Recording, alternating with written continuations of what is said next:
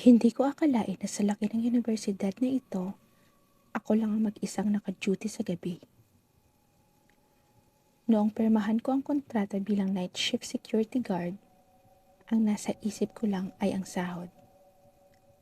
Malaki ang offer, stay in, at may libreng kape. Sino ba namang hihindi? Pero sa unang gabi ko pa lang, naramdaman ko na ang kakaiba. Ang quadrangle na dati ay puno ng mga estudyante sa umaga, tila naging isang malawak at madilim na sementeryo pagpatak ng 10:00 ng gabi. Ang mga rebulto ng mga bayani sa harap ng admin building, parang sumusunod ang mga mata nila sa bawat galaw ko. Bago umalis ang supervisor ko, iniwan niya sa akin ang isang lumang logbook. Pero hindi ito ordinaryong logbook. Sa likod nito, may nakadikit na pulang papel. Nakasulat sa marker, mga patakaran para sa kaligtasan ng bantay. Natawa ako. Sabi ko, "Sir, baka naman nananakot lang kayo." Hindi siya sumagot. Sumakay siya ng motor niya. Tumingin siya sa akin ng diretso at nagsabi, "Huwag mong kakalimutan ang rule number 3. Yun ang pinaka-importante." Pag-alis niya, naiwan ang katahimikan. At doon ko sinimulang basahin ang mga nakasulat. Rule number 1. Ang mga bukas na silid. Mula 12:00 hanggang 1:00 ng madaling araw, mag-iiba ang itsura ng science wing. Kung makakita ka ng isang silid na bukas ang pinto at may nakasinding ilaw sa loob, huwag mong tatangkain na patayin ang ilaw o isara ang pinto. Magpatuloy ka lang sa paglalakad. Kung marinig mo may tumatawag ng pangalan mo, mula sa loob ng silid na iyon, bilisan mo ang lakad mo. Hindi tao ang nasa loob, kundi ang mga naiwan sa sunog noong 1994. Rule number 2. Ang bata sa rebulto. Kapag dumaan ka sa tapat ng main fountain at nakita mong may batang nakaupo sa tabi ng rebulto, huwag mo siyang sisitsitan.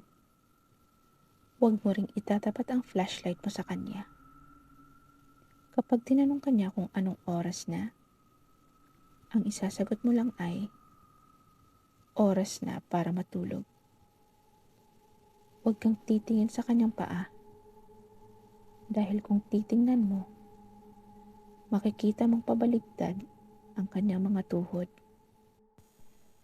Rule number 3. Ang pinaka-importante. Huwag kang lilingon. Ito ang babala na sinasabi ng lahat. Mula 3:00 hanggang 3:30 ng madaling araw, mararamdaman mo na may sumusunod sa iyo sa dilim. Mararamdaman mo ang hininga sa iyong batok. Maririnig mo ang boses ng nanay mo, ng kaibigan mo, o kahit ang boses ko. Huwag kang lilingon. Kapag liningon mo ang anumang tumatawag sa iyo sa mga oras na ito, hindi ka na makakaalis sa campus na ito. Kailanman. 12:30, nagsimula ang ulan. Habang naglalakad ako sa science wing, biglang bumukas ang ilaw sa room 302. Naalala ko ang sabi ng papel, huwag papatayin ang ilaw. Pero dahil bago lang ako at gusto kong magpakitang gilas, pumasok ako. Pagpasok ko, sobrang lamig. Amoy sunog na karne ang buong paligid. At doon, sa sulok ng silid, nakita ko ang isang figura, isang estudyante. Nakasuot ng uniforme, pero ang kalahati ng kanyang muka ay tunaw na. "Kuya, bakit mo pinatay ang ilaw?" Bulong niya. Doon ako kinabahan. Kumaripas ako ng takbo palabas. Hindi ko na inisip ang logbook. Basta, ang nasa isip ko lang ay makalayo sa science wing. Pero habang tumatakbo ako sa quadrangle, nakita ko ang bata sa fountain. "Kuya, anong oras na?" tanong ng bata. Nakalimutan ko ang tamang sagot. "Alas 2 na," sigaw ko habang patuloy sa pagtakbo. Mali ang sagot ko. Narinig ko ang bata na tumawa. Isang tunog na parang kalos ng bakal. Narinig ko ang mabilis na pagtakbo sa likuran ko. Pabaligtad ang takbo niya pero sobrang bilis. Nakarating ako sa guardhouse at nilakang pinto. Tumingin ako sa orasan. 3:00 ng madaling araw. Namatay ang lahat ng ilaw sa campus. Maging ang flashlight ko ay ayaw ng gumana. Sa gitna ng kadiliman, narinig ko ang isang katok sa bintana. "Anak, buksan mo to. Ang lamig dito sa labas." Boses iyon ng nanay ko. Alam kong nasa probinsya ang nanay ko. Alam kong hindi siya pupunta rito sa Manila ng ganitong oras. Pero ang boses, saktong-sakto. Ang boses na nag-alaga sa akin nung bata pa ako. Halos maiyak ako sa takot at pangungulila. "Anak, bakit ayaw mo akong papasukin?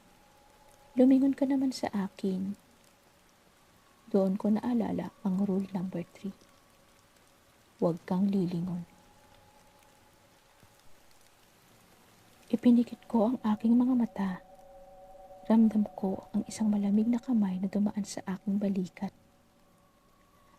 Ang hininga sa aking tenga ay amoy lupa at nabubulok na bulaklak. Bumulong ito. "Lumingon ka na. Alam kong gusto mo." Tumagal ang bawat minuto na parang isang taon. Hanggang sa dahan-dahang tumunog ang bell ng chapel. 4:00 na ng madaling araw. Pagdilat ko, maliwanag na ang paligid. Ang campus ay bumalik sa dati. Pagtingin ko sa salamin ng guardhouse, may bakas ng 5 daliri sa aking balikat. Isang paso na hugis kamay. Pagsapit ng 6:00, dumating ang supervisor ko. Tiningnan niya ako, tiningnan niya ang balikat ko, at tumango siya. "Nakaligtas ka sa unang gabi," sabi niya. "Marami ang hindi nakakaabot sa umaga." Iniwan ko ang badge ko sa lamesa. Hindi ko na kaya ang isa pang gabi.